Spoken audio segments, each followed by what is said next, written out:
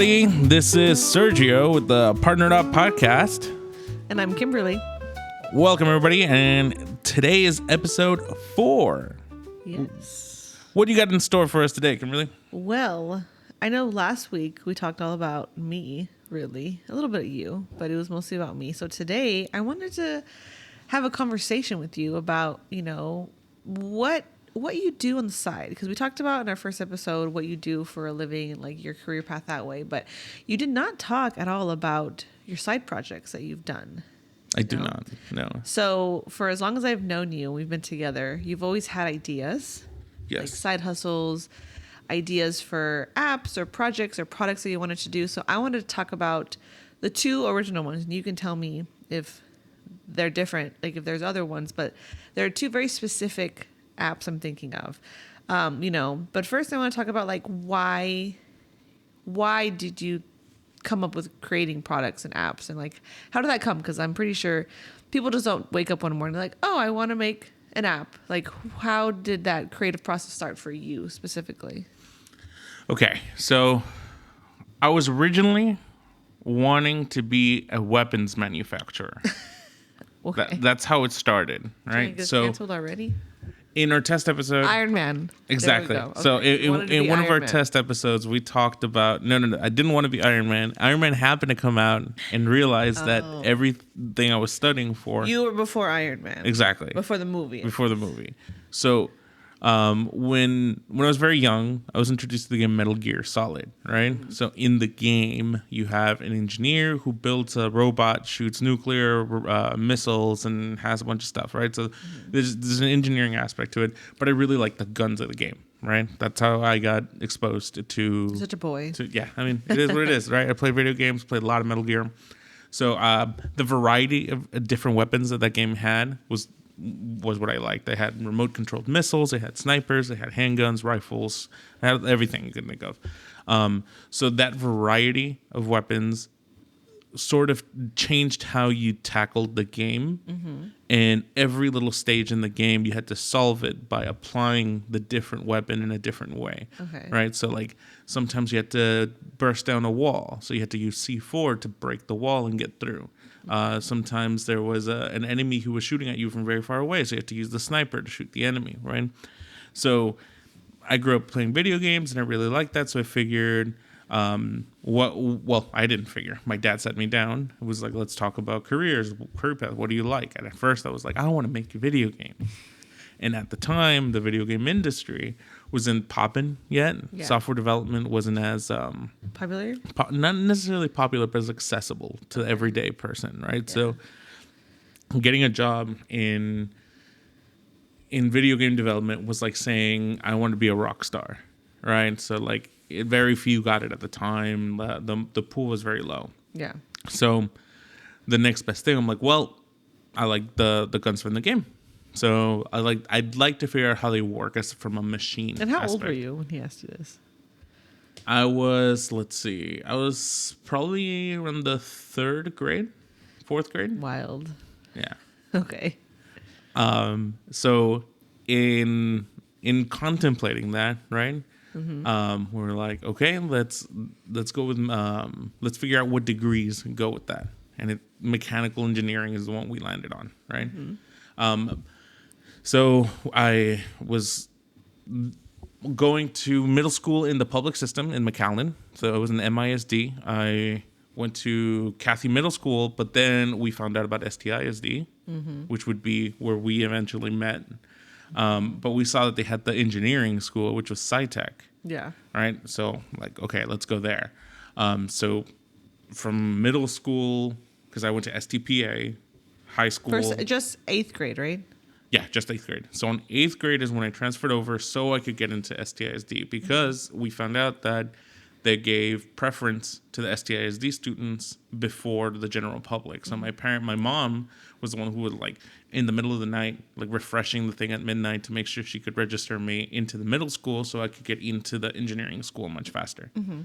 So then I got into the engineering school, went through my whole, like, high school degree in mechanical engineering, a little bit of programming, but then I went to college.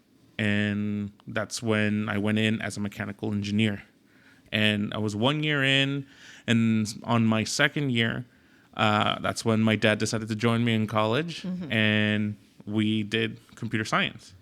So when I started doing computer science in college, they told me how it's like a mix, how you can get the mechanics and like the actual Hardware? product and hardware of the of engineering side of it, and you can mix it with the computer side of it. And I've always been very adept. But yeah, so I always had a very it came very easy for me to use computers, right? My dad taught me very young. He would let me just play with the computers, and he wouldn't care if I would mess them up or anything. He would just tell people, "Oh, fix it if he breaks it. It's no big deal." So I'm like, this sounds like a great middle ground. So then I had to start figuring out. I'm like, okay, in college, I need to get a job. What is the career path that is going to be most successful? So I need to figure out where is there going to be the most jobs.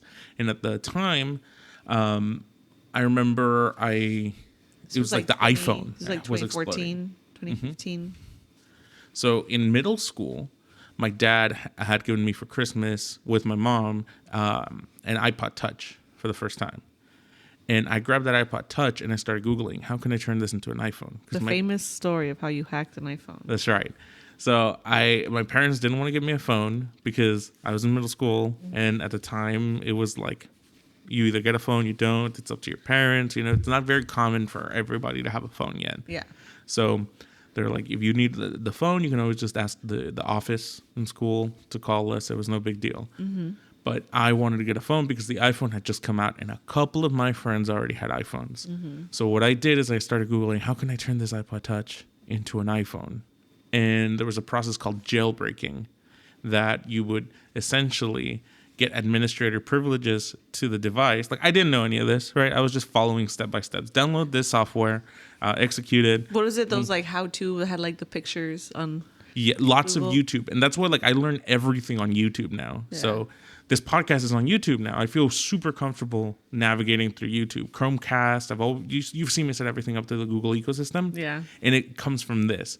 So I would not only use Google to find the answer, I would follow like forum threads, walk to how-to guides, because there wasn't even an app store yet. Yeah. So essentially I followed that step just to I get... feel like I know that. Yeah, there was I didn't know that. one app called the Cydia app. It was a little brown rectangle with a little box icon on it. I still picture it to this day. And that was the very first app store because there was no app store.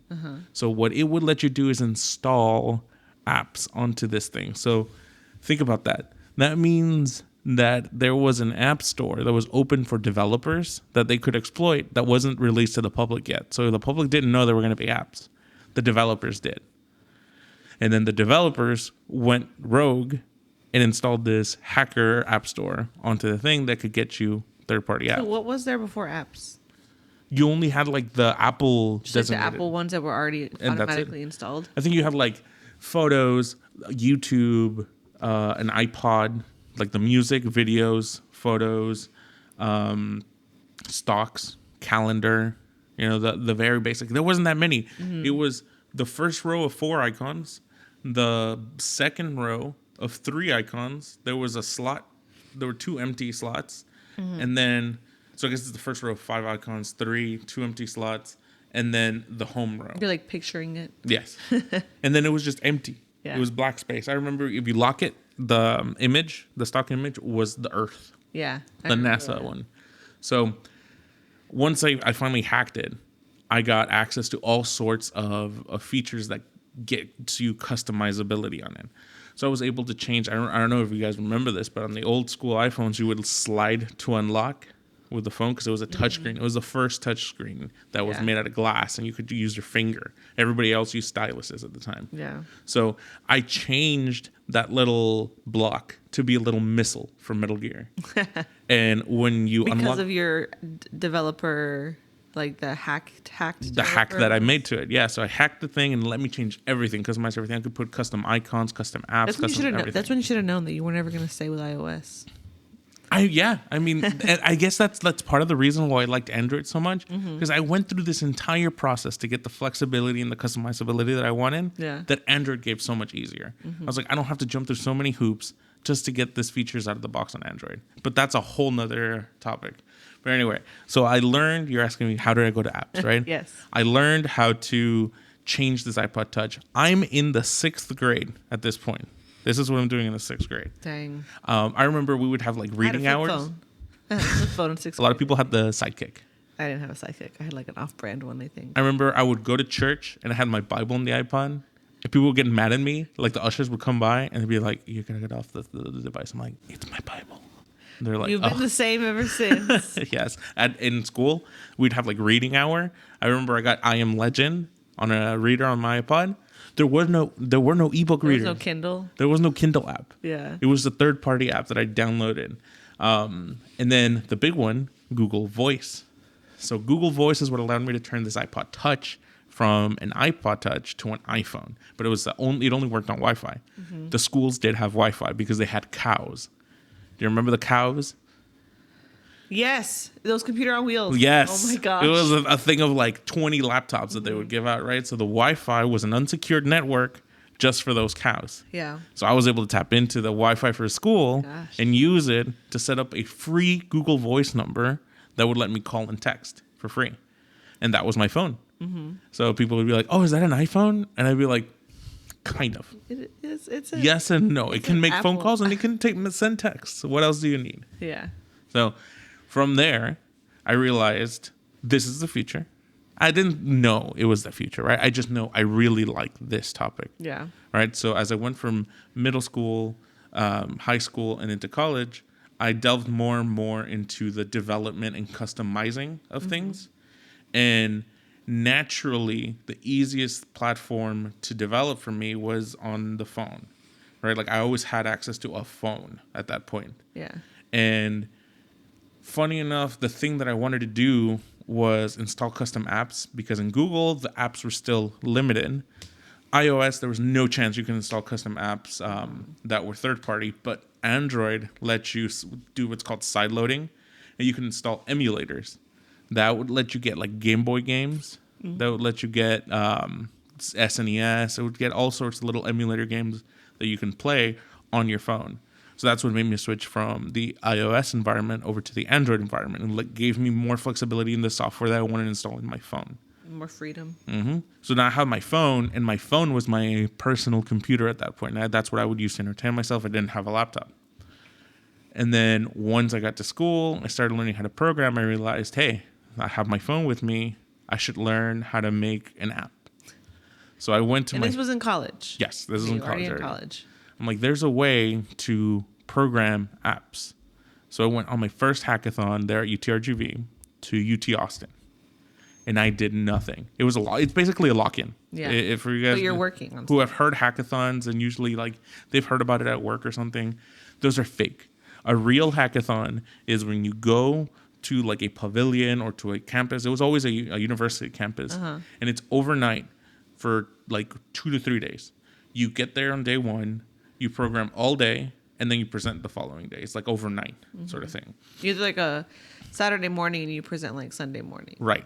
And it's overnight. Everybody's in the classrooms. It's essentially like a lock-in. I don't know if you remember those from back in the day. I remember those. So and not just that, they have like Intel was there. They would have Google. They have big corporate sponsors. They have Red Bull. You get free food all night long. You get free energy drinks. Like it's just so bad for you. It's a hacker heaven there. Yeah. And you'd go. They know their audience. So what I wanted to do is make an app. And in that first one, I tried to compete. And I thought, I'm going to try to make an app and submit something. I did absolutely nothing. The amount of setup that it took me to get just Android Studio installed was insane. It took me hours and hours to finally get Android Studio, which is the development environment. And then by the end of the next day... So you couldn't set it up before? No. Like the whole premise of a hackathon is you do it on site. You can't bring anything new. Right? You could probably like set up the development environment, but I was new. Like I was taking this opportunity to learn. So I was in UT Austin. We're sitting down in the hall. I had everything plugged in, and then I finally got it installed. I got one app, and it said Hello World, and it was on the simulator. I'm like, okay, I need to get it on my phone. How can I get it on my phone? I plugged it in. I went through the whole thing to set up something called debugging mode on your phone, to give you access to your phone to let you install apps. And then I finally did it the next day. So over the course of like 24 hours, like no joke, 24 hours nonstop, just me troubleshooting and just brute forcing every article I can think, because I didn't know programming yet. And was it just you? Like you were just yeah, at that point team? It was just me. One man team. Just me. And like I would try to get other people, but I mean, I didn't really have an idea. I'm like, I'm just trying to make an app, like getting it to build. It wasn't a big thing. But I was taking Java in class. That's a programming class, a programming language that Android It was like early in. on in your college.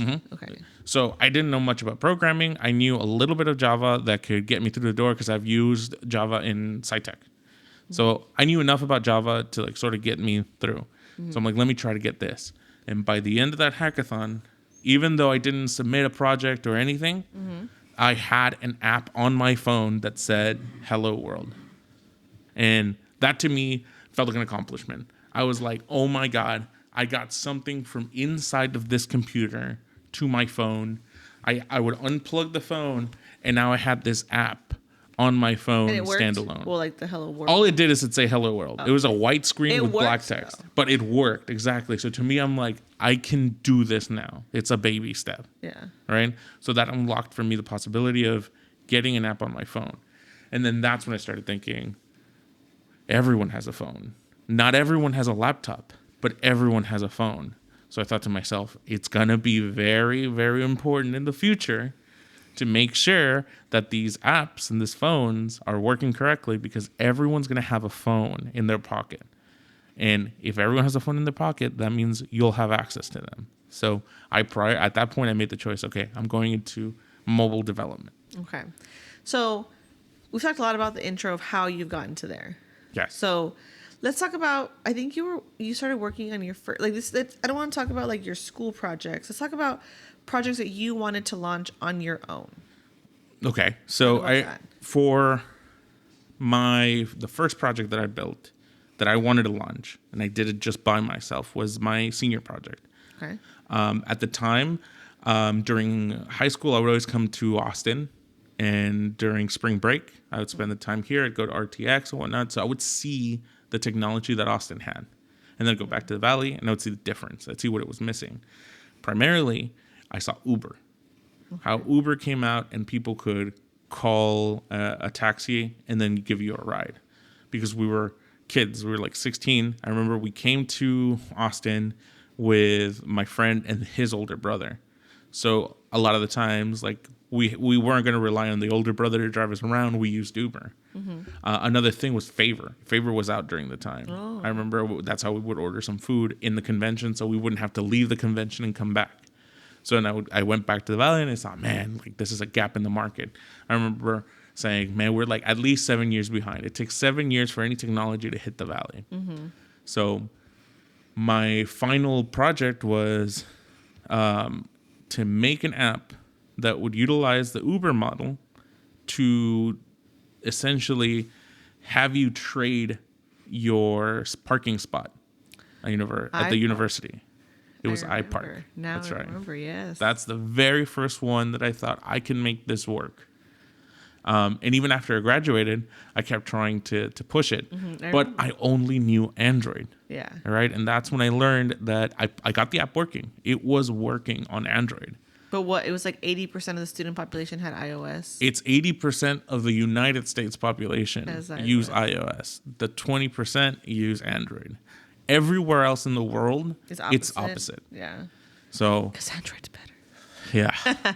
So I used the little bit of leverage I had because I was working at the university IT department there at UTRGV.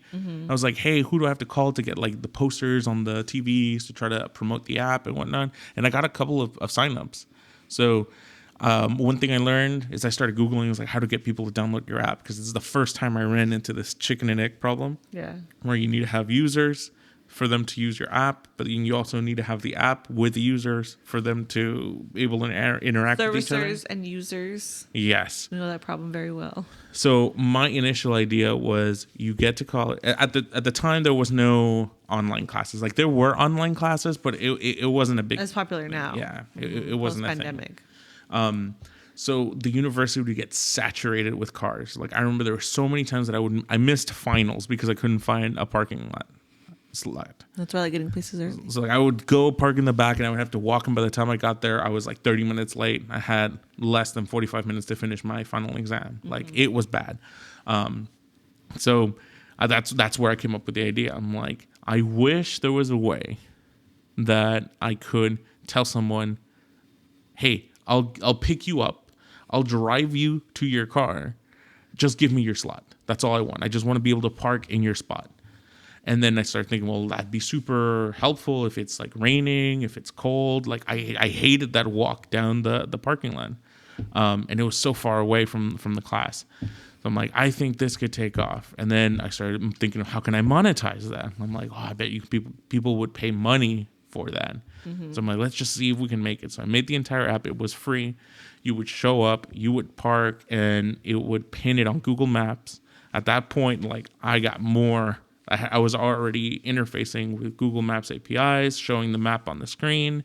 It would store the location of your vehicle on the map, and it would let other people know who was available and at what time that we're going to get out. And when did you like have time to program this? You were still in college, right, when you did it? Yeah, but I mean, my job at the time was like receive a phone call from a student and walk them through forgetting their password. I do that with my family once a day. Like every now and then, hey, who has a Hulu password? Or hey, I need you to sign into here. Oh, I don't know my password. Okay, here's how you reset your password. Like that. I've been my family's tech support for a very long time, so it was a very like second nature, just gig for me. So I would just be able to program while I was on the job, and I was a senior. It was also part of my senior project, so you I had, was like able, time allocated. Okay, because it's a work study job at the time. Yeah. I was making $7.25 an hour in my work study job. Dang. But yeah. So that app didn't necessarily take off because you were limited at the time. Right. Because you only knew Android at the time. That's right. And then, so you graduated, went to your job, but pretty soon after that, you went to Austin. So talk to me about other projects, because I know of 2 projects you worked on.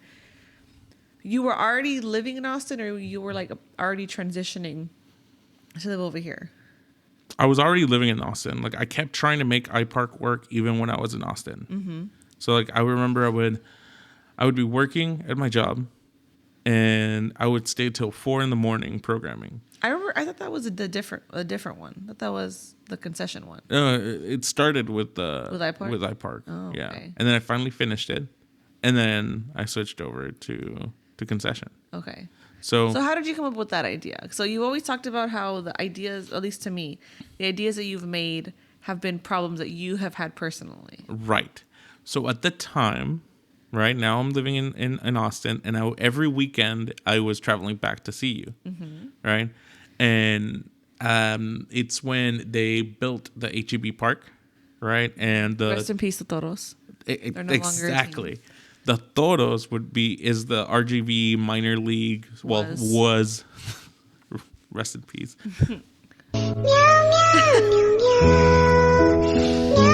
Anyway, so the Toros were playing, and we would always go and watch them because your dad, Johnny, was very well connected with the branding of that stadium at the time. So we'd go, we'd sit, and we'd watch the soccer games.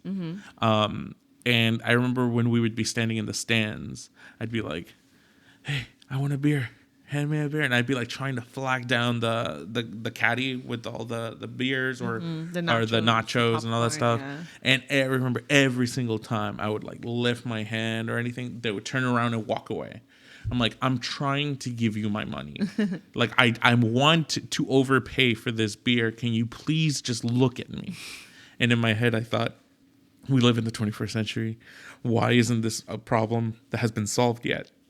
And that's when I had the idea for concession. I'm like, I bet you, we're sitting here in assigned seats. The seats have a row, it has a number, it has exactly where you need to go to get your seat. There is no reason why a caddy or a runner that has all the beer, the snacks, or anything can't go from the concession, bring me the beer to my seat through like a digital format. Yeah. Right? Like I this interaction of waving him down, having him come in, giving him the money could all, because they even had the little like the tap to pay. The tap to pay for credit cards at your seat. I'm like, at the time Google Pay was already Coming a thing out, yeah. on Android. Apple was a little bit behind on that one, but Android had the Google Pay already. Yeah. And I'm like, this is something that could be done. So I went out and I thought, I'm gonna do it. And I mean that's sort of the genesis for the concession. So I thought, I'm gonna do it, and it can go to arenas, it can go to concert venues, it can go anywhere where there's assigned seating. And you worked on this app on your own, correctly? This one was still when you were doing it on your own. Yeah, so this one was just me, and I did it on Android, but at this time I already had learned the lesson from iPark that it's not just Android, you also have to do iOS. And you learned iOS as you in your job, right? When you did it on your own? No, I was an Android developer. At that time, I was working for Q2 as an Android software engineer for banking. So I was making a bunch of banking apps on Android. So I was working in fintech, and I was getting a lot of repetition, learning a lot about Android development, but still not much about iOS. It's a very transferable skill, but it's very different. Like the development in Android just feels so much freer than the development in iOS. So at that time is when I told my dad, I'm like, I need you to learn iOS so I can do the Android and you can do the iOS side of things. And then we would like tag a team the projects. And then because the disconnect my dad and I had at times that I already knew what I wanted. It was in my head, and I would have to like communicate that to him. And I'm like, okay, it's probably faster if I figure it out. So then we'd go in tandem, and I would slowly learn sort of how to program in iOS, but I never liked it. There was a lot of friction in it. Yeah. But eventually that's how we did it. He would do iOS and I would do Android until the app was complete. Like it worked. In that project though, I unlocked a different milestone, which was collecting money. That was the first app I ever made that could actually take real money from a customer. So that one would use Stripe to collect payment. And the only reason I knew to use Stripe is because I was reading on what Netflix used to collect payments. Because Netflix was a startup still at the time. It was very early on. And I've used Netflix since the DVD days. Yeah. Because my whole family is a family of cinephiles. So we would order the DVDs. We had the list ready to go and everything so that we could send one in and get another one. And I knew that they were using Stripe. So I'm like, let's see how easy it is to implement Stripe. And I learned on Stripe. And that was the sort of defining moment. But really, it was in that job at Q2, we were shipping apps for banks, right? And I mean, one of the banks that was a client at the time, I don't know if they still are, it was IBC. So I was working on IBC's app, and they would install it. Your brother, I think at the time, had an IBC account. He'd be like, I made that app. And he would like pull it up on his phone, and I'm like, yeah, I recognize that. I fixed that issue or whatever. And then it sort of taught me that if even the banks are releasing projects and releasing apps with bugs in them, it means that no one is waiting to get them perfect. What is it? What's the saying? Perfection is the killer of progress. Perfection is the enemy of progress. Yeah. So once I learned how in the industry the releases were working, how really you just set a set of goals, you reach an MVP, like just get it working. It doesn't have to be pretty. It doesn't have to be perfect. It doesn't even have to be like free of bugs. It just has to get the thing done at a good enough for like point. Yeah. And then you fix it once it's out and people are reporting the bugs. You fix it as you go. The important thing is not that you do it perfectly the first time, is that when somebody reports something, you're quick to respond to it. Yeah. So I'm like, okay, I can do that. So it sort of took away the fear of launching a product out into the wild. So I'm like, I can do it. So we made that app. So every app that I've made, I'm proud to say, was at one point published in the App Store and was functional completely. Like, it got the job done. Yeah. So you had a very similar experience, I know, with another one called Bar Hop. But I think the difference, and you can tell me if you feel it was different. So between Concession and Bar Hop, and very similar, you worked on Android, your dad worked on iOS for Bar Hop. The difference I see between those two is that, like, you went out and actually talked to customers. So something that I learned along the way, because I was like kind of involved with the time, but I was more just like on the side because I had a very demanding job at the time, was that you can make something, but you might not be able to find the customers. Right. That has been our biggest issue, I think, for any of the products, apps. And there's a word for that now. It's called product market fit. Yes, product market fit. You can have a product that nobody wants. You can have what they sometimes call it is you have a solution in search of a problem, right? So you have this thing that nobody asked for, essentially. But people ask for it. They just don't know, like, if you didn't do the research or if you didn't make it the way a consumer like wanted, then they're not gonna go for it. So Concession came out of that. Right. It was targeted towards arenas. Right. Mm-hmm. So actually, we even went and talked to the HEB Park arena, which we were actually trying to sell the app straight out. We were like, I remember, I'll even give you the figure. We went and talked to like the head honchos of the arena and tried to sold it for $90K, which is dirt cheap for a fully developed app. And they were going to have the rights to it. It was going to be theirs. Like, we weren't going to retain any rights to it. We were going to sell them the app, IP, everything. Yeah. That's what we wanted. Dirt cheap. Just put it into perspective. The salary for 1 year of a developer is $65K at the time, right? So I was giving them like 2-3 years worth of work at that price, and that they would be able to continue using and generating more profit because they're capturing more sales. Anyway, that was the sales pitch that I was doing for them, but it was too expensive for the Valley. I didn't have the right connections, the right people to talk to. They just blew me off, essentially. Yeah. Right. Because that we knew a specific brand sponsor for those arenas that we thought maybe we could get in with. We got one connection that took us a little bit of the way there, but then just went quiet.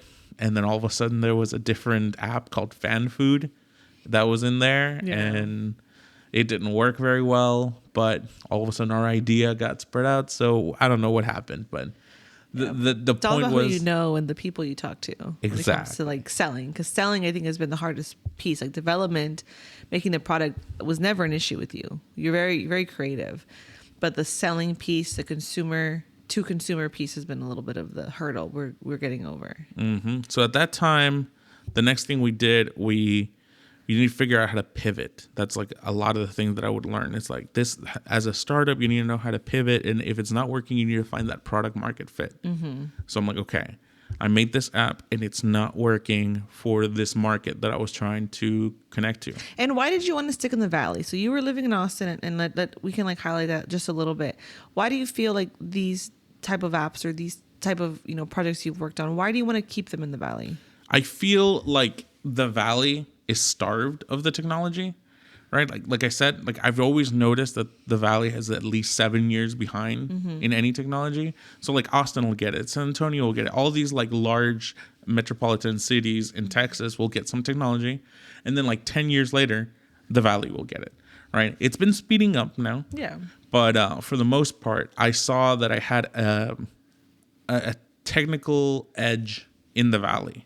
So think about, for me, the way I would think about it was, imagine somebody played the lottery, right, in one city, and then you could see what the winning numbers were, and then they would come and play the exact same game with the exact same result in your city, right? But the winning number wasn't there. No, with the same winning number. Like, wouldn't you go and buy the winning number that you saw over there? So if somebody plays the lottery in Austin and they hit a number, nobody gets it in Austin, or maybe there's a winner in Austin, but then they're going to play the exact same game, but you already know the outcome. Why wouldn't you go and do it? So I was seeing those lotteries pay out in Austin. And I'm like, this is the way the market is headed. And I wasn't wrong. Like, everything exploded in apps. Everybody needed an app at one point. But it's the sales of it that's much harder. Getting a customer to actually use it is or getting like a customer or a business to utilize that app. And I think we tried harder in Bar Hop. I remember like that experience, like going to the bars, launching it, and getting people to like be willing to download it, making posters, and going to, what was it, 17th Street? Yeah, they're in McAllen, in downtown McAllen. So, Bar Hop was really unfortunate because it was such a good idea and people wanted it. At that time, I actually joined the Chamber of Commerce because they had a thing called an idea place. And it was essentially an incubator where they would teach small businesses how to operate. Right? They would teach. We went to a meeting. I remember that. So they would teach you all sorts of like market structure, market analysis, competitor analysis, the whole thing. And at the very end, you'd go and you'd present a business plan, and then they give a winner. And one of the things that tell me where the priorities are of the Valley was the winner of that idea place was like a hot sauce, a tomato sauce, and when we, or something like that. And it was like, we were presenting on the idea of a software company. Our software, like our business was going to pump out multiple softwares. And that's what we were presenting to the judges. We're going to have Omega One developers be an umbrella company to different software solutions that was going to be targeted to consumers. So things like iPark, things like Concession, things like Bar Hop were all going to be IP of Omega One developers, and that's what we wanted to basically present and compete with. Like that's the idea. And I remember after the words of the competition, we talked with the president of the Chamber of Commerce, and they're like, you guys had it. You guys were so good. It just that the judges didn't understand what you guys were presenting. I was going to say the mentality is a little bit different. Maybe it's different now because it's been years now since then. But I think sometimes it's hard to grasp the understanding compared to like a place like Austin, you know? Listen, earlier last year, I went and I presented another app in the Board of Angels. There also in the UTRGV, and I saw the same patterns. Everybody, all the investors there were all interested in medical. We're all interested in like. I remember that. Yeah. And that was for a different app that we'll talk about, I think, next time. I think, the Valley, it just needs a little bit of time to progress, you know? Yeah. So one of my main things is all the talent, like myself, graduates from universities like STC and UTRGV. And they leave. Because there's no good opportunities if you're not like an IT person in a law firm. I'll tell you some very, very bright classmates of mine that I went to the same high school as me. They went to the same college as me. They graduated with the same degree as me, but stayed in the Valley, are not as far along in their career path as I am, because they're the only available job opportunities in the RGV at that time are like working for a lawyer's office, working for a doctor's office. Like there is no technology development in the Valley. And that's what I wanted to do. Like my idea of going back to the Valley is, one, we have a competitive edge because we have technical experience from Austin and we could deploy really quickly in the Valley because there's almost no competition with this level of technology. So to me, I was like, we got this. But it's that product market fit, right? The market, you have the solution, you can show it to them, tell them that it's the next best thing, but unless they're willing to invest and develop it and grow it, it's not going to work. And we think that there is a product that could work in the Valley, right? Yes. But I think we're going to save that for the next time. One. Yes. Okay. But yeah, any closing thoughts? I mean, we've talked a lot about your ideas and how you kind of came to it, but like what, if you were to, like, with all the ideas that you've had, like, we're going to talk about your learnings next time and what you've brought into this app that we're currently working on. But what, is some thoughts, remarks you have about like learning, developing for people who maybe want to create ideas, who maybe live in a place like the Valley or in the Valley, and they have these big, grand ideas that they don't think will be a product market fit? I think from my learnings, start small and then scale up. That is what we should have done. We should have, and we had so much promise in Bar Hop. So let me just go over what actually happened in Bar Hop. Oh yes, finish that thought. Because Bar Hop, that's when I started embracing that. Start small and scale up. Mm-hmm. So concession didn't work out, right? It was to get snacks and drinks to your seat.